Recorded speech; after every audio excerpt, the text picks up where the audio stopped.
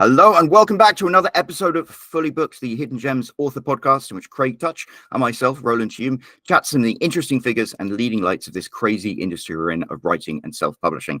And today we have a very, very special guest, an expert in his field. It's me. I'm not necessarily an expert in the field, but Craig and I were going to talk, just the two of us, about some developments that I've experienced in how I sell my books and what that might mean for people listening. Is that right, Craig? Did I get that right? Yeah, I mean, direct sales, right? This is one of those things where we've had a couple podcasts about it. We spoke to Steve Piper, who's an expert on it. You've written a 4-part blog series, well, 5 if you include, the one you did answering some of the questions that people had about it.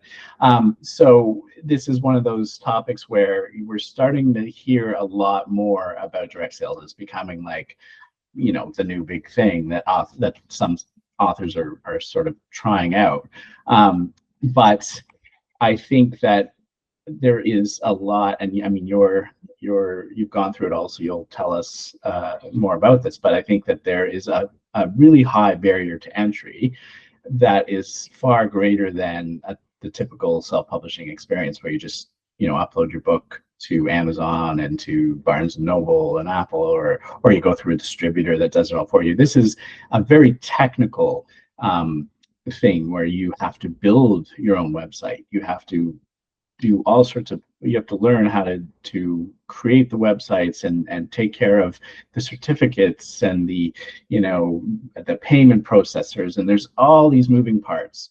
And it's not something that you can just, even if you are technical, it's not something you can just do in a couple of days. Like, this is a big project that you have to put together. So, we want to sort of go through that so that people understand. I mean, they can read the series, but there'll be more in here that we want to talk about beyond what you wrote there, to sort of really make sure that anyone going into this does it with their eyes wide open. And it's not to say they shouldn't do it. There's certainly benefits to doing it, but it's certainly not for everyone. And you can I think you really need to know what you're getting into before you get started, so that you can prepare yourself. So that's what we want to sort of go over today, right? Absolutely. Yeah. So it's a very interesting thing. I know, direct sales is considered the big thing. There's Joanna Penn, who's that wonderful Penn podcast. She calls it the next big thing. And we had Steve Piper on board to the podcast twice now to talk about direct sales. And it's a different model for selling your books. Traditionally, and this has been for my career and your career as well, you would write your book and you would publish it on Amazon, or you would publish it through direct to digital or something like that. So it would go in multiple vendors. But you would leave Amazon to do all of the hard work. You would write the book, publish it, then obviously you would promote it and maybe you want to advertise it. But when it comes to people going to the product page, seeing the book, clicking buy now, getting it delivered to their device, Amazon takes care of all of that, and they take 30% of your royalties as a result. And for a long time, that's been the biggest game in town. And you and I were very successful with that. I mean, I started writing novels full-time in 2015. I took 11 of them before I had my first bestseller in 2018. But since then, I've gone on to sell 70,000 copies of my books, have them downloaded 600,000 times on Kindle Unlimited. I've made over $300,000, and I've been very successful, which is great. But that level of success has been harder and harder to maintain, and it's started to sink down for a variety of reasons that have made people very, very frustrated. I mean, for me, I noticed it as early as 2019, the fact that I was going through the same system that I used every time I published a book that used to, guarantee me my first month when that book was live, I get $10,000 worth in sales. And then the next month, 7,000 and 5,000. And by that time, you'd written your next book. It used to be a wonderful system. And it just started giving diminishing returns. And the reason for that was Amazon had started bringing in paid advertising on the product pages of Amazon. So it used to be you publish your book, and if other books were promoted, they were normally in that section called the also bought section. Customers who bought this book also bought. And so there was a strategy where you could organically get your book featured in there, propagated across the internet. And if you had a good launch, your book could be really successful without having to invest any money. And then Amazon moved that right down to the bottom of the page and put in these little ribbons of what they call sponsored content, where they're basically ads. You get 7 pictures of books, and all of the authors out there are bidding to have their books featured and in that ribbon of books. And if you click on that ribbon, then Amazon takes some money, but it takes you through to that author's product page. And it basically meant that organic visibility on Amazon dropped off completely. It just didn't happen anymore. And if you were a really prolific author and you're churning out books and you've already got a really big following, yes, you can still have quite a successful career on Amazon. But for most of us, it's not sustainable anymore. And then something else happened that really compounded that. It used to be that you could advertise your books and send people from Facebook and stuff to your product page on Amazon. And I've done that. I only gave it up recently. I was continuing to make a profit doing that, even with this new problem that arose. But a couple of years ago, Google and Apple had a big problem with Amazon, and they said, listen, we have as our terms of service, any transactions that are carried out on an app on our device, we get a piece of that action. And Amazon has said, okay, well, that means it's not profitable for us to sell ebooks on our Amazon app. So you can look and see this right now. If you go to your Amazon app and go to an ebook and try and buy it, you can't. You can download it for Kindle Unlimited. So there is still a way to get paid for that book, but you cannot buy that book unless you go to Amazon's website, normally on your computer, which means it's added a really complicated extra step to any advertising. You're sending people to Amazon, your product page on Amazon, where you can click on the book, but then you have to go to a different device later to actually get it and then download it. And it's really frustrating. And for me, it was the point where I was like, I can't do this anymore. And there are other reasons which we'll probably go into in a bit, but it was just, I was like, no, it is no longer worth it to invest huge amounts of effort putting your books on Amazon, because you're just not getting that return. Yeah, right, there's tons of reasons, but I wonder too, a lot of people think about, it's funny, we moved to self-publishing because the traditional publishers were taking such a large percentage, and you'd sell your books and you would get, I don't even know anymore what the percentage is, very, very low, that you would get, right? And then so everyone moved to Amazon, they would take 30%, so you'd still get 70, which is still a very good amount. But that's still an amount that they're taking that is 30%. And what they're doing is they're giving you this storefront, but the storefront over time has become less and less effective because they're trying to make money in all these other ways by pushing your book, pushing the book for people that want to spend more money on advertising them. They're still taking 30%, but now it's like it's getting harder and harder to sell your book on their platform. They haven't really made up for what they've sort of taken away by they're making more money, but you're making less money. So now the idea is people move to a direct sales model. It's not that you don't sell it on Amazon anymore, but you're now selling it on your own website, and now you're getting 100% of the profits. Minus fixed costs. So that's one of the things I wanted to talk about. I know we want to also get into the sort of the nitty-gritty of putting this all together, but I wonder if you've ever sort of done the math, and I know math is your favorite subject, so so you may not have, and I probably should have asked you this ahead of time so that you would do the math, but I wonder if you've ever really looked at it and thought, how much are you making now per sale after your let's say non-advertising costs, because the advertising costs you would still have to do if you were on Amazon. So it was probably the costs of your payment processor. You have to set up all the websites, and you have to, not the time you've involved, but once everything's running, how much of the book price are you keeping as opposed to the 70% you're getting with Amazon? You're getting 90% of the royalties, 90? essentially. So there is a credit card processing fee. But that being said, you then have a lot of other costs involved that you wouldn't necessarily have with Amazon. So the system behind direct sales is, instead of having your book on Amazon and you advertise your book and send people to Amazon, you host it on your own website. So you create a website, a landing page, you send your people there through your adverts, and on that landing page, they can buy your book. And the ideal scenario is you plug it into a commerce system like Shopify or Square or something like that. And then once people buy those books, they deliver it to that person's phone or device or Kindle through something like BookFunnel, and you will receive the money through the checkout service that you use, whether it's Shopify or PayHip or things. So it's a multi-step process, and you are responsible for all of it. And aside from just the fact of setting it up, one of the biggest challenges there is, okay, instead of Amazon doing all this for me for free, I have to pay for the hosting of my landing page. I have to pay to have an account with an e-commerce firm. I have to pay to have my books in some kind of platform where they can get sent to people. And I have to pay for advertising, which you would have to do if your books were on Amazon anyway. But that means there are costs involved, and they're not insubstantial costs or unsubstantial costs. But it's a different thing to bear in mind before you jump into it. It's like you are going to be paying money up front to get this ball rolling instead of just letting Amazon take care of it all for you.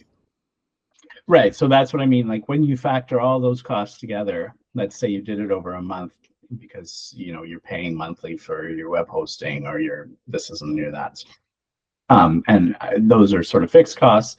But then there's the payment processor costs. So if you were to figure all that out, is that where you figure you're making about 90%? I would say probably making about 8.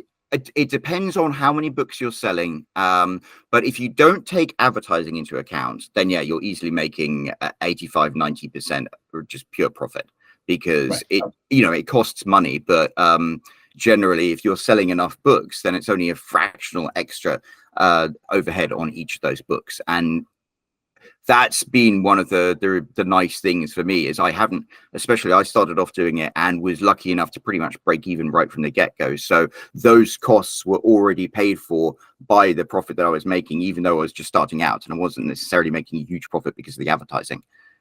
Right.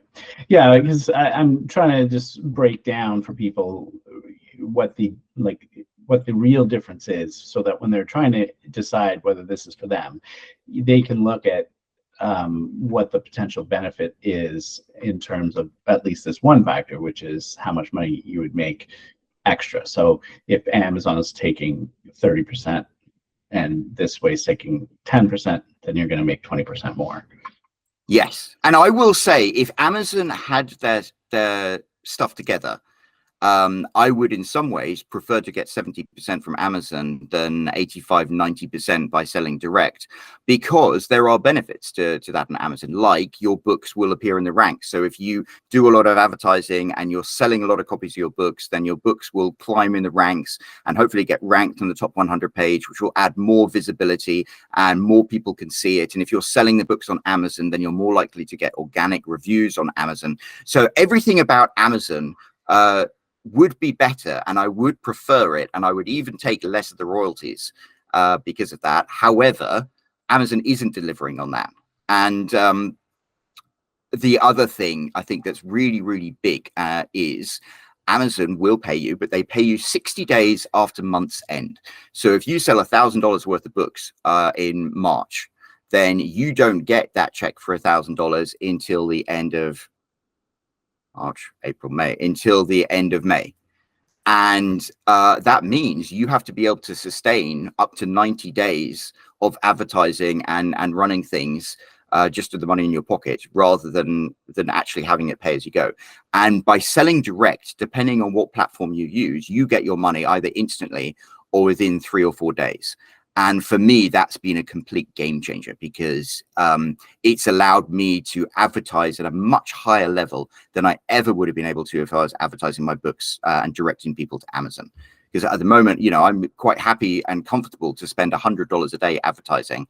because I know that as long as I'm breaking even or making a profit, I'm going to get that money back within the next few days. And so it just churns. Whereas with Amazon, to advertise for $100 a day for 90 days until you get paid, that's $9,000. And so you advertise pay $9,000 out of your own pocket until you reach that one point when Amazon will give you that first month of royalties back. And the real challenge is when you start off selling books, whether it's directly or on Amazon, when you're actually really getting involved in like advertising and trying to make a profit from it, you often don't start making a profit. You actually have to build up quite a long, it takes quite a bit of time before you actually become profitable, in which case, you know, you've got to have the $9,000 up front to be able to advertise $100 a day. But when you finally get paid that 1 month's worth of royalties, it might be less than you spent because you hadn't got it right at that point. And so for me, that was another reason why it was just not sustainable to keep selling my books exclusively on Amazon.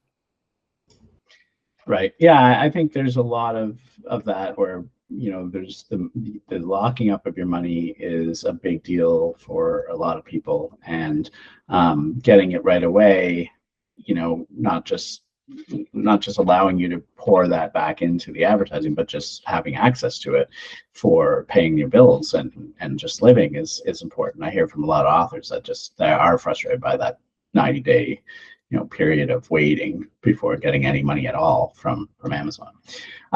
But I guess the other issue too is there's no organic visibility with your own websites. So pretty much 100% of your direct sales are going to come from advertising and marketing, right?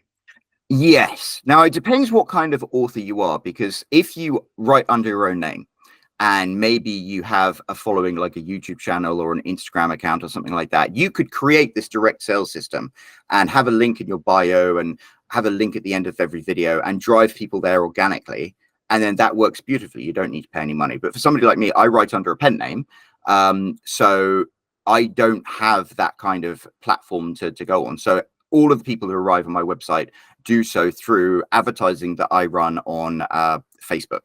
And yeah, at that point, you know, when you are sending people to your website, it's not like when they buy a bunch of books, your books climb in the ranks and so they're more visible in other places. It is an entirely a closed loop system. And that is one of the things you're kind of like, I'm selling so many books, I'm doing so well. However, nobody's seeing it. I'm not making an impact anywhere. It's all a financial thing. And I think as authors, we don't get into writing necessarily just to make a profit, because if we do, we're idiots. We're definitely in the wrong business. I think we also try and get into it to make an impact as writers.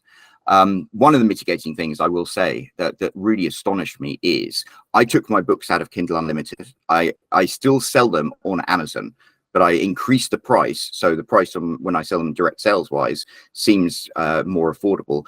But the more I advertise my direct sales landing page, the more my sales on Amazon seem to go up anyway. So it seems to be that your advertising works even if you're not advertising your books directly on Amazon. And so that means the more successful I am in direct sales, I'm also ending up being more successful on Amazon, which is what I wanted in the first place. Right. And my theory on that is that there is going to be a certain percentage of people that will see an ad, click on it, be taken to some random author's website, and then be sort of a little bit, even though they're interested in buying it, a little bit distrustful of clicking on that, buying it from a website they don't know. So they go and they check to see if they can find it on Amazon, and then they do. And so they buy it there because they just feel like that's a better, it's less risky for them, or that they want the return policy, or that they have gift cards on Amazon and they can use those to spend. So I imagine that is probably one of the reasons why you see that effect. Yes. And I think that's one of the biggest challenges that you come up with, because at the end of the day, what you're doing when you go into direct sales, if you have ceased to become just a writer, or even a publisher, now you are a business, you are an e-commerce business, and you have the same challenges as if you're somebody selling fidget spinners or drop shipping radio control cars or something like that. And one of the challenges is you're presenting your advert to complete strangers on Facebook. They click on it and go to your landing page, and you have to convince them to buy your books. And then when they decide to buy your books, you have to convince them that the platform they're buying these books through is safe and secure, and so they feel confident in doing it. With Amazon, that's all baked in. Amazon is the biggest bookstore in the entire world, so nobody has any worry about that, which is why people are much more willing to buy things on Amazon. So it is much more challenging, and you have to think really, really hard and strategically about how am I going to make a website and a buying experience that is seamless and reassures consumers that they're not going to get ripped off, their identity isn't going to get stolen, or the credit card hacked, or anything like that. Right. And then what do you think of the so before this whole idea of direct sales, one thing that authors did, and I'm sure many still do, is I almost think of it as like a hybrid approach, where you still have your website and your ads are pointing to your website where all your books are displayed, but they can't buy it there. They click the link to buy it, and it just puts them on Amazon, and then lets Amazon take care of the sales that way. You lose the benefits though of getting your money right away, getting a higher percentage. So I just want to, I know that it's not the same thing, and I just want to make sure that people understand that that's not what we're talking about, because a lot of people will have those websites, and I just want to make sure that they understand that's not sort of the direct sales model. It is sending people to your website, and that's where they're seeing the book, but when they click to buy it, they're still going to Amazon. They're not buying it right from your site. Yes, and that's absolutely so. The whole thing of direct sales is you are the direct seller. You are responsible for not just selling the book, but also providing the book to people. And that's another challenge. As we've said before, Amazon does that for you. People buy the book and it sends it direct to their Kindle. Whereas not only do you have to convince the people who come to your landing page to buy your book and trust whatever service you're using for them to buy the book, whether it's like PayHip or Square or something, then they have to be reassured that their book will be sent to them in a way that is easy and seamless for them to read on their digital device. And that's another layer of complexity you have to add in, and you have to be able to understand. And it has to be a seamless experience, because otherwise you're paying money to send people to a website and something skeeves them out and they don't want to buy it, and then you can't make a profit. And then do you deal with like returns at all? Yes, actually, that can be quite a frustrating thing. You have returns sometimes where people, I got one just the other day where someone was like, I bought these books from you. I thought they were going to be paperbacks, not ebooks, so I don't want to have them. So it's very easy to refund their money. I have had 2 experiences. Unfortunately, this is out of hundreds of sales, so it's not like this is a really huge problem, but they did a chargeback on their credit card where they're like, they bought this and then they said, I didn't buy this, and they complained they didn't get the books delivered.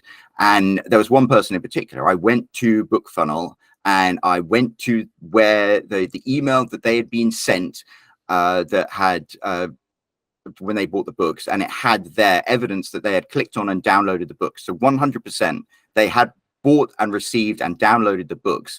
And yet when the chargeback went through, they sided with the customer. And not only did I end up losing the money and refunding the customer, I also got hit with a $15 chargeback fee, even though the customer had lied and they had received the books. Now, over the course of everything, I've got so many sales that doesn't really bother me that much, but that is something that does happen.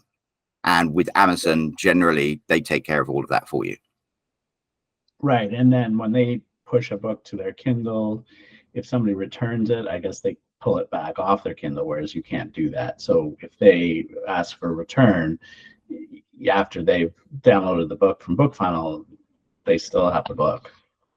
Yeah.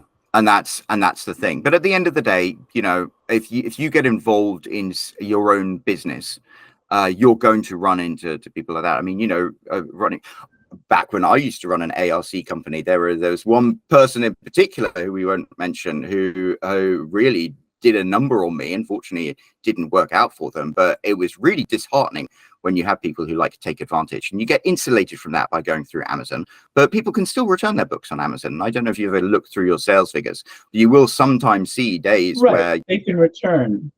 But that's what I mean, when they return it on Amazon, I think Amazon pulls it off of their Kindle, though, right? Yes, yes, you're right. Right. So And for me, that's the it's only like, difference is right. They if they return to you, you give back the money, but they still have the book.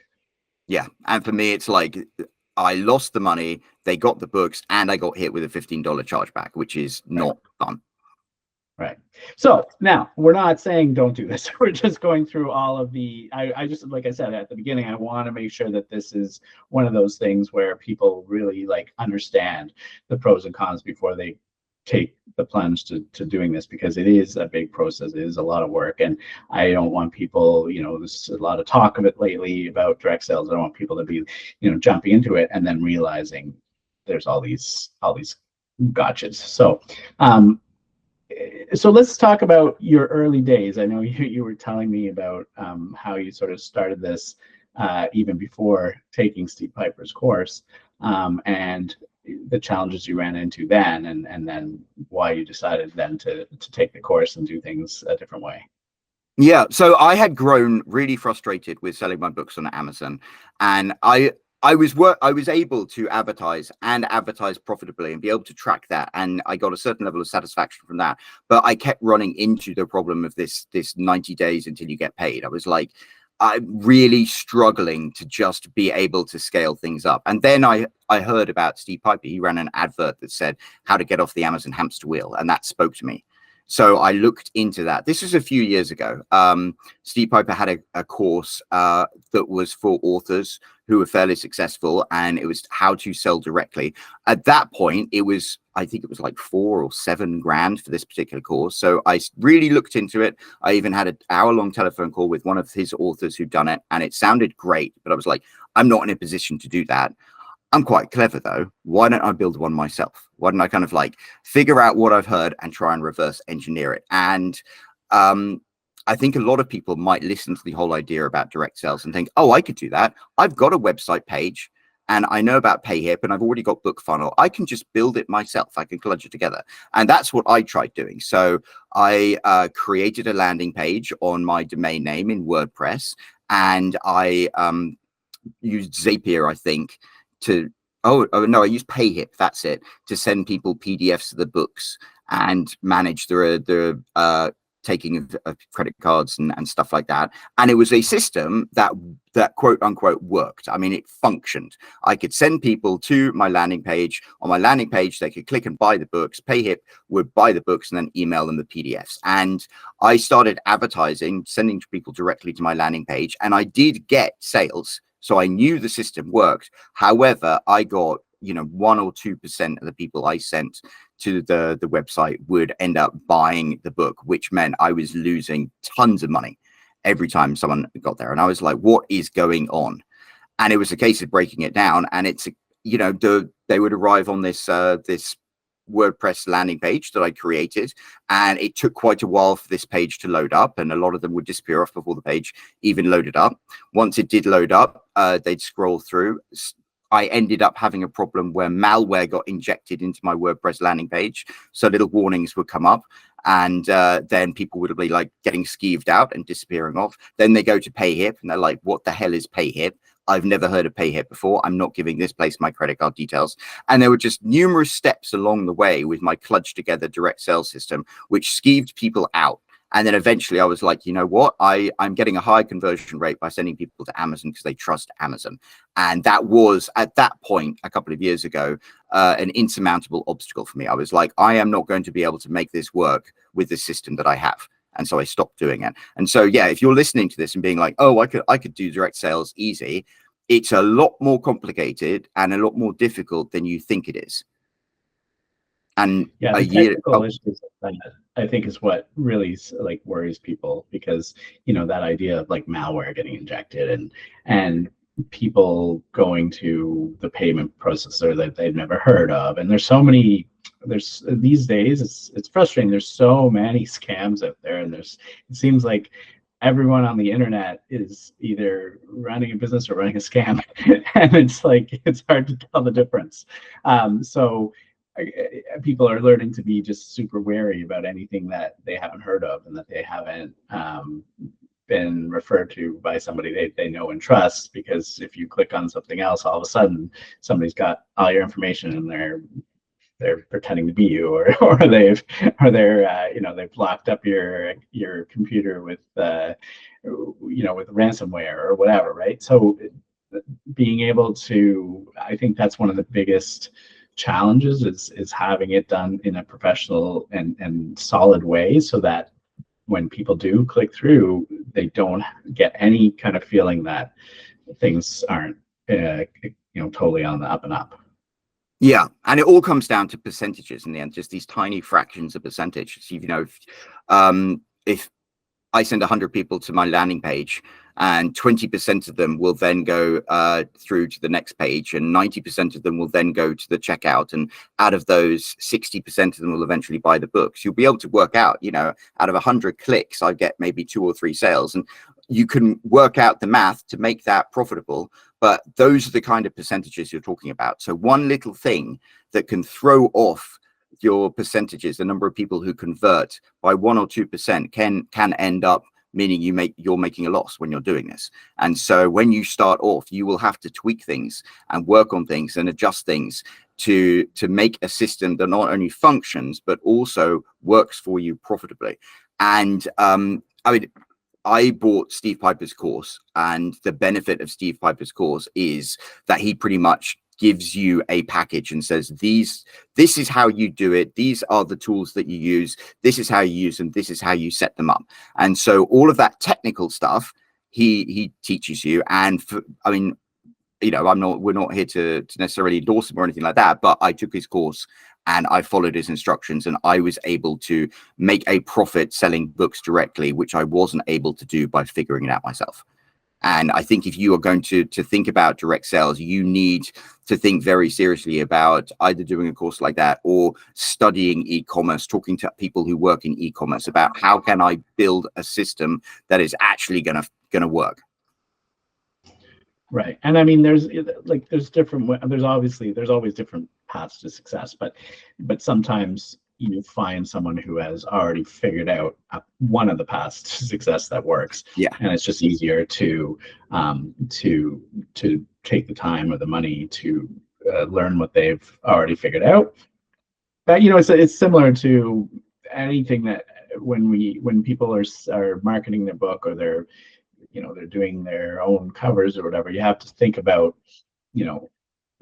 sure, there's this extra cost that I have to outlay to hire a cover designer, but what is that going to get me? Is that going to make my book more successful than if I did it for myself and didn't have to pay anything, so that it covers those costs, right? So it's a similar thing where you could do it yourself, but if you get it wrong, you've still spent all that time and money building this whole thing out that didn't work, and then you end up having to go and pay to learn how to do it properly anyways, right? So it also comes down to your level of technical expertise going into it. Some people have zero, and a lot of authors really are not at all technical people.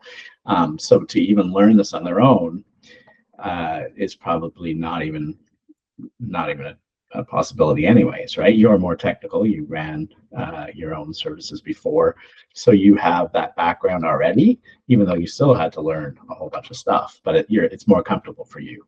And I think so for a lot of authors, trying to do it on their own is probably not the best path but then you take a course and it's still, you might end up taking the course and realizing there's still so much to do. The course isn't I didn't take it, but you took it. You can tell me if I'm wrong. The course isn't really building it for you. It's really just telling you the best way to build it. You still have to go and do it. Yes, and I think that's something people don't appreciate. I mean, one of my phrases that I like to repeat is, anyone has the potential to be a successful self-published author. You have to learn the craft of writing books, and then you have to follow the process for successful self-publishing. And as you said, there are different routes for success. There are romance authors out now who are writing a new book every single month and throwing it out with a newsletter, and that's all they do, and they are massively successful because that's their strategy. There are other people who are advertising, sending people directly to Amazon. And because they've got the financial cushion to be able to do that, they are very successful doing that. Another approach, the approach that seemed to work better for me in my head, was doing direct sales.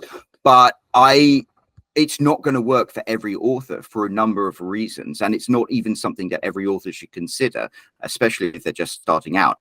I had the benefit of a series of 12 books. So I wasn't just selling one book when I was advertising. I was selling a series of 12, so multiple books, which, you know, would retail, if they bought them all from Amazon, it would be like $60. And they were good books. That's the really important thing. Like, I had already sold 70,000 copies of these books. And, you know, when I had published my first bestseller, which is one of the books in this series, I'd sold like $14,000 worth of that book in 1 month when it was for sale on Amazon. So I knew people liked these books, and I knew people were willing to buy these books, which meant I had the confidence to then go and advertise them, because I knew that everything was working in my favor for people to actually buy them if I was reaching the right audience. If you're just starting out and you don't have a 12-book series, maybe you've got 1, 2, 3 books, direct sales is probably not going to work for you, because the margin that you get for selling your 1 book or 2 book or 3 books isn't going to be enough to cover the advertising. If you're just starting out and your books haven't necessarily been successful before, they might not be books that are going to be commercially successful. And as I said, I wrote 11 books before I hit my first bestseller, and each one was getting steadily better, and each one was selling more copies. But it wasn't until I wrote that 11th book that I finally figured out what it was that was going to make books sell. And so if you're just starting this out, remember, you might have to write 11 books before you write a book that is going to make direct sales profitable for you. Yeah, I think and then you have to write 12 more of them. Right. I think that people have to think about that as well. And that's one of the keys, is like, if you go on Amazon because you've written a book, and it doesn't matter that you've only written 1 book. Well, I mean, it matters in the sense that you're always going to make more money when you have multiple books to sell people, but you don't have to, you're going to have the organic visibility. You're going to have different options to be able to make sales. Whereas what we were saying before is, when you send someone to your through direct sales to your website, you're almost paying for every single sale. And that means that the only organic visibility you're going to get out of that is if you have a whole bunch of other books that, you know, they click on the ad for the one that you're advertising, and then now they're in this storefront where they see all these other books that might interest them. Maybe they bookmark you, come back and buy from you again. So the more books you have, I think the more likely you would be to succeed with direct sales profitably. Absolutely. And often one of the techniques that works best is you send people to your landing page or your storefront, and you give them an incentive to buy more books. It's like, hey, if you buy 6 books, I'll give you a 40% discount on each of them. And then people are like, hey, I'm saving money. And then you're selling 6 books rather than 1 book, which means you've got a bigger profit margin, which means it's much easier to advertise profitably. Right. And if you're, I think as well, if you're writing very disparate subject matter that only appeals to, you know, certain people, you're also not going to have as much success, because those people will come on, they'll buy that 1 book, but the other ones just won't interest them. Like, I'm thinking of, you know, people that write nonfiction or self-help books that are very different, you know, that different subject matters. And it's fine, but generally those kind of books only appeal to the people who have that problem, or they want to learn about that thing. They're not like, oh, I love this author, I'm going to buy his other books. You know, that works for novelists that are writing in their genre. But once you're writing about where all your books are about completely different topics and genres or whatever, you know, it's unlikely that you're going to make many extra sales. And so again, this model wouldn't be for those kind of authors either. No, although saying that, if you have to think about it strategically, you always have to think of, from the reader's point of view, what is going to make them buy this book. Non-fiction books, people often want to buy a book to solve a problem. So you can have 1 book that solves that problem, and you just sell it 4 times the cost of your fiction novels, which don't solve the problem, but scratch an itch. And there's an old joke, they say, that a woman will pay a $1 for a $2 item she doesn't need, whereas a man will pay $2 for a $1 item he does need. And it's kind of a thing. If you're selling nonfiction books and you package it up and it solves a problem, then people will pay top dollar for that. Whereas if you're selling fiction books, you can make your profit by selling a volume of them, by selling them at a discount. There are different approaches to take depending on what type of book you write, but you have to have a book that people want to read. Well, yeah, for sure. So after you had your problems with the malware and all that stuff, and then you moved to Steve's, you took Steve's course, and did you just try to fix what you'd done before, or did you start from scratch? I started completely from scratch. In fact, one of the problems was when I built my own system, my website, my landing pages had got malware in them, and Facebook had said, hey, your website has malware in it, we're not going to let you advertise them. So I had to scrub them completely and delete everything from there. And then I used the domains. But the great thing that Steve offers is he's kind of got, you should use this service, you should use this service, you should use this service. And so I just followed his instructions and I moved my domains there rather than did my own hosting or anything like that. It's not the only way to do things, but the benefit of his course is it teaches you a system that has reliably worked for a considerable number of authors, and it reliably worked for me. Right. There's always multiple services that you can choose for each step, but there's going to be some that work better for different purposes. And so for the direct sales model, I guess he's already evaluated which ones work best for, what the best kind of payment processor is, what the best host is, what, all that stuff. So that makes sense from that perspective. And like you said, you can, if you work with, PayPal versus Stripe, and that's the one you want to use, then it's not like you can't make it work, but there's all those other factors that have to go into it. And then even when you do follow that, there's still sort of that ongoing maintenance that you're going to have to do of running your site. There's other issues, like you were telling me about the SSL one that you had. So why don't you tell that story so that people understand that, like, they're still on top of getting it all running, getting it working. You can still mess up and end up losing some money by not paying attention to certain things that you wouldn't have to if you were selling on Amazon or elsewhere. Yeah, absolutely. So a recent issue that I had, the one you're referring to, is I had got my audience right. My adverts were performing beautifully. My landing page was converting at 20%. Everything looked great. And I was advertising at a very high level, hundreds of dollars per day. And I was getting tons of sales per day. It was wonderful. One of the great things is your phone goes cha-ching every time you make a sale. And it's like, yes. And then I stopped getting sales completely for 1 day and then 2 days. And I'm like, this isn't right. Sometimes maybe you miss that, but I'm like, something's wrong here. And then I opened up an incognito tab and I went through the process.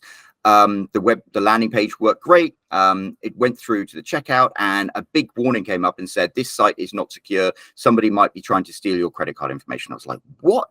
And it turned out that it was a very simple thing. I needed to press a switch in the settings of my checkout to add on SSL protection, which for some reason it got switched off. So that solved the problem instantly. And then everything went back to working perfectly. But I'm blown through 4 days of quite significant advertising spend, which just nobbled everything to me at that point because I didn't have the cash flow to immediately jump back into it. So these are, as you said, technical issues you don't have when you're working with Amazon. And the really frustrating thing is they're technical issues that you will have to do some detective work to figure out what the problem is, all the while losing money. I mean, yeah, that was annoying. But I solved the problem, great, but it was a real pain in the backside. Okay, so when things are running well, and so first of all, what's a good? You said your landing page was about 20% conversion.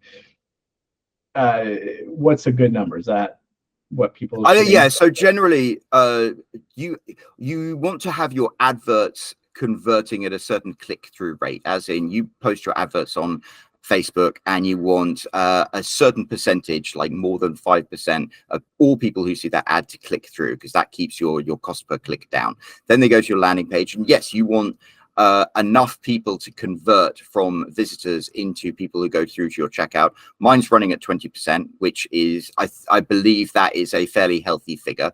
There are people who are doing much better than that. People who are doing like 40%. There are people who are doing less than that and still making a profit. But to get to that point, you will have to make multiple iterations of your page and figure out what works and what doesn't work and experiment with things. I started off, my page was running at 4% conversion rate, and I got it up to 20% by changing different things and fiddling things around. And so you're going to have to take an active interest in that.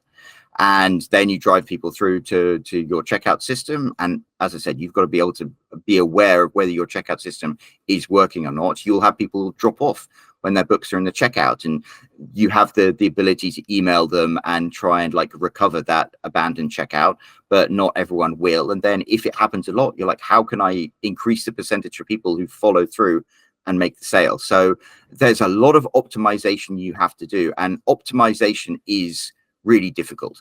And in some ways, one of the reassuring things about Amazon is the fact that you can't optimize anything. Amazon's product pages are what you get. You can change your blurb and your look inside and your cover, but that's about it. Whereas you can change everything about your landing page and your buying experience. And the good news is you can change everything, and the bad news is you can change everything. So you have to be able to figure out how to make it profitable.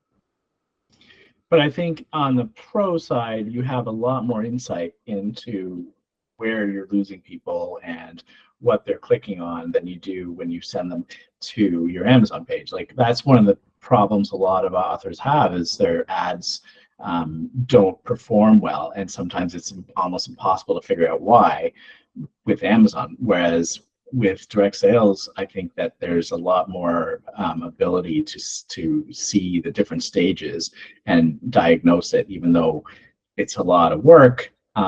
And you have to change all these different things. At least you are able to sort of see all those things, whereas I don't think you can with Amazon for a lot of it. 100%. And that is vital information.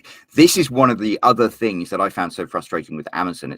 They've brought in attribution tags, but for the most part, you were running traffic ads on Facebook, sending people to your product page, and you could guess by whether or not more people bought the books than usual that your advertising was working or not. And when you're working with a budget of like $5 per day, it is genuinely pretty impossible to work out whether more people are buying your books or not just on those sales figures. And Amazon did bring in these things called attribution tags, and they work.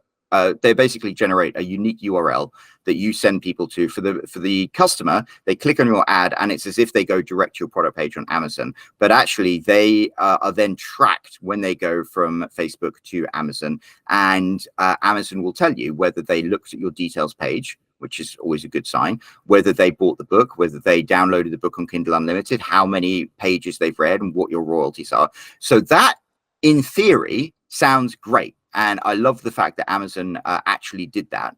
But the big problem with it is it still doesn't give you a huge amount of information, mostly because of the problem I mentioned earlier, where you can't buy ebooks on the Amazon app on your phone. So you can send people there, and the attribution tag will track them and track whether they open the details or whether they download the book on Kindle Unlimited, but it won't be able to track whether they said they buy it or not. And what happens is that person then goes back into Amazon another time, and they'll see the book come up in there. Hey, you were looking at this earlier. Click on that, buy the book. So your advertising did work. However, Amazon attribution tags don't track that. So you don't know where you lost them. And that means it's impossible to know what you need to work on. Whereas with a direct sales system, you have the ability to literally track every single scroll of the mouse and click that every single individual person does. And then you can work out, hey, look, the average, on average, people only made it 40% of the way through my page. What can I change about that page to make more people follow through? Okay, only this number of people actually read this. What can I change? And it gives you really vital information that can help you make educated guesses about what you need to change to improve the conversion rate. And Amazon just doesn't provide that. And you talk to anybody in e-commerce and they'll be like, this is the stuff that is the difference between making a profit and making a loss. And it's just so people know, in case they haven't read the articles, or by the time it's been a while since that. Are you still profitable? Is it still better, or at least before you were having these issues, you're still making? Are you making more money now with the direct sales than you were before with Amazon alone, or how's that working? Yes, so I'm all in at this point for a number of reasons. I love the control that I have over it. I love getting the money very, very quickly. I love the little ding on your phone every time you make a sale. That really does put a smile on my face. But the thing that I found really remarkable is, I started off making a profit, breaking even. I stopped making a profit. I changed some things. I made more of a profit. I changed something else. I made less of a profit. And so right now I'm in a comfortable spot in direct sales. So I'm happy with that. But the thing that surprised me was the more I advertised my books through direct sales, ignoring Amazon completely, the more of them I actually sold on Amazon, because my books are still available on Amazon. I had to take them out of Kindle Unlimited because I didn't want to break Amazon's terms of service. But I'm now selling more books on Amazon than I was when I wasn't advertising at all. So it's this weird thing. It works on two levels, and you're almost getting paid twice. So for me, I'm all in, and being able to not be exclusive to Amazon now makes me realize that there are other opportunities out there. I haven't put my books on Apple at the moment yet. And so I've had people reach out to me wanting to buy the rights of my books for Apple. And I'm like, I could do this now because I'm not in Kindle Unlimited any longer. So I'm now having better months on Amazon, even though my books are out of Kindle Unlimited. I've raised the price and I'm advertising only to my landing page, which is great. And that's really like a cherry on the top of this whole thing. Yeah, I mean, it sounds like it for sure. So in general, I guess you would recommend this for people that, that have listened to this and that have enough books to justify doing it and have the comfort level of doing all the technical work behind it. You think that this is something that people should look at? Yes. So my advice is, okay, look at where you are as an author right now. If you have multiple books out there, so I would say no less than 6. For me, I've got 12 books in one particular series. Then you've got like the catalog of books to make it profitable. Have your books been successful? As I said, I'd already sold 70,000 copies of my books. So I knew people liked my books. And I'd already advertised successfully on Amazon. So I knew I could probably make a profit advertising. Have your books been successful? And are you able to advertise or promote them successfully? If you are, then this is a system that can work for you. If you're not, then you probably need to work on your books a little more. And the great thing about Amazon is it gives you the opportunity to do that kind of for free. So you need to make sure your books are good and meet a certain level and standard. And then, it is technical stuff. And I'm quite a smart chap, not to toot my own horn. And Steve Piper's course, I mean, I built out a functional thing on my own, so I'm quite smart, although I screwed it up because I got malware injected there. But Steve's course that he goes through, he lays out everything. And if you're a smart, resourceful person, you should be able to figure it out. But there were certain bits that I really struggled with. And then I had that problem with the certificate. And so it's like, it is a process. And if you are not the kind of person who is comfortable working with code, working to connect one website to another, working with domain names and stuff like that, you might find this overwhelming. You might not, it might be an insurmountable obstacle to actually getting your system completed. So it is definitely not for everybody. It is like the advanced level of publishing. And in some ways, that's kind of reassuring to me, because one of the things I think you and I both agreed with is we started off self-publishing, then everyone came in and started self-publishing, and then everyone started using the same, it was, first of all, it was author swaps, and then it was newsletter promotions, and then it was Facebook advertising, and Mark Dawson did his great course, and everybody bought that, and then everybody did exactly what Mark Dawson did, which meant suddenly, I mean, it's still to this day, I go to Facebook and I'll see gazillions of books being advertised using the Mark Dawson method. And so the great thing about there being a barrier of entry to being successful at direct sales is the fact that it kind of weeds out the people who aren't going to be successful there. And it means that hopefully this is a system that is not going to get oversaturated. And if you are successful at it, you're not gonna end up having to wonder what the next big thing is, because hopefully this is going to be the system where you can consistently and reliably sell your books at a profitable rate moving forward. So I kind of like there being a barrier to entry, and hopefully there are going to be authors who listen to this and they're like, maybe I'm not ready for that yet, but there are going to be authors who listen to this and be like, that sounds like the thing that's missing for me. And that's how I originally heard of it back when I built my own kludgy system that didn't quite work. It was just that one line that Steve Piper had said about getting off the Amazon hamster wheel that spoke to me. And I'm like, yes, this is what I want. And that's why I did it eventually. Mm-hmm. Thanks. I think that is a good sort of, this has been a good discussion to really make sure that anyone looking at this really thinks hard about whether or not it'll work for them before they start the process of doing it. So thanks for discussing it with me. Oh, it's actually been fun. I really enjoyed it. But yeah, it's been a lot of fun to talk about this, and I really hope to continue building my author career with it. And I look forward to maybe helping other authors with it, because there are some authors I work with right now who are doing great stuff, but they could be doing greater stuff. And so, direct sales is a big thing. Perfect. Well, thanks again, Roland. Well, I'll tell you what, if you have enjoyed listening to me, then why don't you scroll down below and there's that big comment section and leave me some praise. Tell me how great I was. Wasn't I great? I thought I was great. And while you're down there, also hit that like button, hit that subscribe button. If you haven't already, there is that bell icon there, which will notify you every single time a new episode of Fully Booked comes out. And we'll be back next week with a brand new episode of Fully Booked and a new guest who is not one of us. Cheerio.